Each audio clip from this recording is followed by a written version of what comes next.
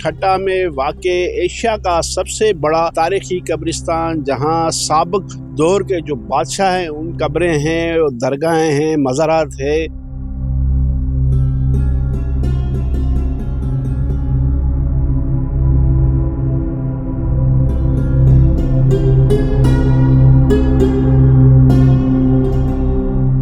ठट्टा शहर को 400 साल से तख्तगाह होने का शरफ हासिल है सिंध का, और 1300 सदी ईस्वी से 1700 सदी ईस्वी तक जितने भी बादशाह, गवर्नर, हाकिम आला, फिलोसोफर, तारीखदान सब यहाँ पर दफन है उस दौर के। 912 एकड़ पर ये फैला हुआ है, और 1981 में इसको यूनेस्को की वर्ल्ड हेरिटेज लिस्ट में भी शामिल किया गया। और माजी में एक लास्ट ईयर तक यहाँ पर इसके टिकट होती थी और पार्किंग चार्जेस होते थे, एंट्री फीस वगैरह। अभी मिनिस्टर कल्चर डिपार्टमेंट ने वो भी कैंसिल करा के अभी फ्री ऑफ कॉस्ट आप इसको विजिट भी कर सकते हैं। यहाँ पर एक कुआं है और इसका मशहूर ज़माना नाम जो है वो चोरों का कुआं है। कुएं में भी चैम्बर्स बने हुए हैं और ये पूरा एक सीढ़ियों से बना हुआ है। आज जी बिल्कुल, मैं इस वक्त मौजूद हूँ ठट्टा में वाक़े एशिया का सबसे बड़ा तारीखी कब्रिस्तान, जहाँ साबिक दौर के जो बादशाह हैं उनकी यहाँ कब्रें हैं, दरगाहें हैं, मज़ारात है। तो इस मकली कब्रिस्तान को जो है यूनेस्को की तरफ से जो वर्ल्ड हेरिटेज साइट भी डिक्लेयर किया गया, और ये आलमी विरसा है। और मुल्क समेत बैरूनी मुल्क से जो है हज़ारों की तादाद में जो है सयाह यहाँ तफरी के लिए आते हैं और मज़ारात को भी देखते हैं। तो हमारे साथ इस वक्त मौजूद है मकली कब्रिस्तान के जो इंचार्ज है सैयद गयूर शाह। तो आए इनसे इस हवाले से मालूम करते हैं कि वो क्या कहते हैं। सर बताइए, इस तारीखी कब्रिस्तान की क्या हिस्ट्री है, कितना साल ये पुराना है, और यहाँ किन किन साबिक दौर के जो बादशाहों की कब्रें हैं, और क्या हिस्ट्री है इसकी? जी, जैसे कि आपको पता है हम वर्ल्ड हेरिटेज साइट यूनेस्को की पाकिस्तान में मौजूद मकली नेक्रोपोलिस में मौजूद हैं। तारीखी एतबार से ये अहमियत इसकी इसलिए भी है सबसे ज़्यादा कि ठट्टा शहर को 400 साल से तख्तगाह होने का शरफ हासिल है सिंध का, और 1300 सदी ईस्वी से 1700 सदी ईस्वी तक जितने भी बादशाह, गवर्नर, हाकिम आला, टीचर, सोशल वर्कर, पैलेंथ्रोपिस्ट, फिलोसोफर, तारीखदान सब यहाँ पर दफन है उस दौर के। तो इसलिए कि ये कैपिटल था सिंध का, और इसमें इसके रुकबे के एतबार से तकरीबन 912 एकड़ पर ये फैला हुआ है, और 1981 में इसको यूनेस्को की वर्ल्ड हेरिटेज लिस्ट में भी शामिल किया गया, और अब ये गवर्नमेंट ऑफ सिंध के पास है आफ्टर 18 अमेंडमेंट। जी हाँ। तो यहाँ जो सयाह आते हैं तफरी के लिए, घूमने के लिए, तो उनके लिए क्या इंतज़ामात है महकमा सकाफ़त सिंध की जानिब से? जी, अभी हमने सयाहों की फैसिलिटेट करने के लिए यहाँ पर शटल सर्विस जिसमें इलेक्ट्रॉनिक व्हीकल है, और वो यहाँ पर मौजूद होती है। हमारे गाइड और guard watch and ward staff यहाँ पर मौजूद होता है। वाशरूम्स की पहले फैसिलिटीज़ नहीं थी, अब वो वहाँ पर है। रेस्ट हाउसेज यहाँ पर बनाए गए हैं, और माजी में एक लास्ट ईयर तक यहाँ पर इसके टिकट होती थी और पार्किंग चार्जेस होते थे, एंट्री फीस वगैरह। अभी मिनिस्टर कल्चर डिपार्टमेंट ने वो भी कैंसिल करा के अभी फ्री ऑफ कॉस्ट आप इसको विजिट भी कर सकते हैं, घूम सकते हैं, अपनी तारीख, अपने माजी को देख सकते हैं। अच्छा, ये बताइएगा कि इस तारीखी कब्रिस्तान में एक कुआं भी है, तो इस कुएं की क्या तारीख है? ये बड़ी इंटरेस्टिंग बात है। यहाँ पर एक कुआं है और इसका मशहूर ज़माना नाम जो है वो चोरों का कुआं है, और क्योंकि वो एक पूरा कुआं है, बाउली स्टाइल का कुआं है। और बाउली कुएं जो है, वेल जो है वो मुगलिया दौर में मुख्तलिफ जगहों पर बनाए गए थे। आपको ये लाहौर में भी मिलेंगे, राजस्थान में, और दूसरी जगहों पर भी आपको ये कुएं मिलेंगे, जहाँ पर उनको सीढ़ियों से आप उसके बॉटम तक, पानी के लेवल तक जा सकते हैं। तो इस कुएं में भी चैम्बर्स बने हुए हैं, और ये पूरा एक सीढ़ियों से बना हुआ है। तो इसलिए बाद में जो है इस कुएं को चोरों ने भी इस्तेमाल किया होगा। जब ये कब्रिस्तान है, ज़ाहिर बात है वीराने छा गए होंगे, और मुग़लों की हुकूमत का भी इख्तिताम हुआ होगा, तो फिर यहाँ पर इन चीज़ों को जो वायलेशन हुई होगी चोरों ने भी उसको यूज़ किया होगा, तो इसलिए इसको चोरों का कुआं कहते हैं।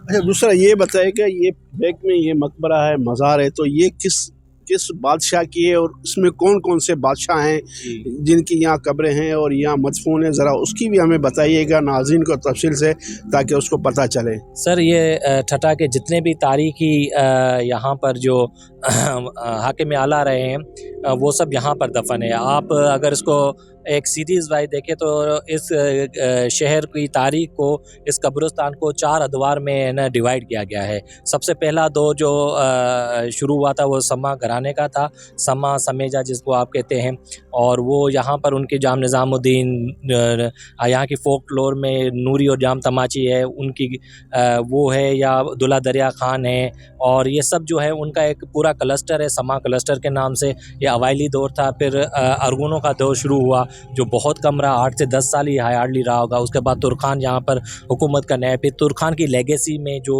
उनके जो औलाद थी, जिनमें ये मिर्ज़ा जानी बेग का मकबरा आप देख रहे हैं, इसके बराबर में मिर्ज़ा बाकी बेग का मकबरा है, ईसा खान तुर्खान सेकंड का मकबरा है, आइकॉनिक मकबरा है, बहुत खूबसूरत मकबरा है। और उसके बराबर में दीवान शरफा खान, अमीर खानी क्लस्टर और सो ऑन, सुल्तान इब्राहिम, बहुत सारे आपको यहाँ पर मिलेंगे मकबरे, ग्रेव्स और प्लेटफॉर्म। तो ये इसको समा, अरगुन, तुर्खान एंड मुग़ल 1300 सेंचुरी से 1700 सेंचुरी तक सिंध के सब हाकिम आला जो है वो यहाँ पर दफन है। तो ये इसकी थोड़ी सी क्रोनोलॉजी है।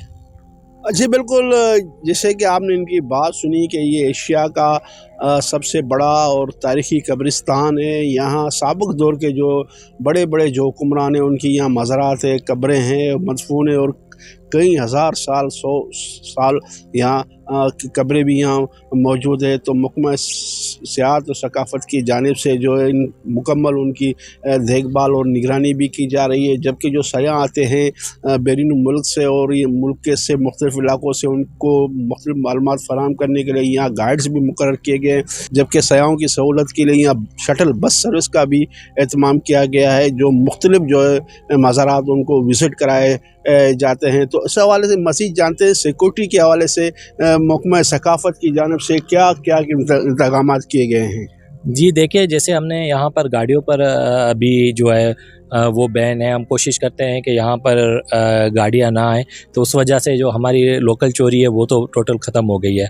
हाँ, बाकी अब थोड़े बहुत सयाहों की सिक्योरिटी के हवाले से और इसके मॉन्यूमेंट्स की सिक्योरिटी के हवाले से वॉच एंड वार्ड स्टाफ हमारा मौजूद होता है। इन केस खुदा न खास्ता कोई नाखुशगवार वाक़या हो जाता है तो फिर हम यहाँ पर मकामी एक check post tourism facilitation centre Sindh police की तरफ से कायम किया गया है। वहाँ पे हमारे पास पुलिस कंटीजेंस होती है, थाना हमें करीब है, फिर डिस्ट्रिक्ट इंतज़ामिया हमारे साथ होती है कोऑर्डिनेशंस में, जिसमें हम मुख्तलिफ़ तरीके के इश्यूज़ जितने भी है related to the Makli hill monument like encroachments and so on, कुछ और इश्यूज़ होते हैं, तो उनमें हम डिस्ट्रिक्ट गवर्नमेंट से भी राब्ते में होते हैं और पुलिस इंतज़ामिया से भी।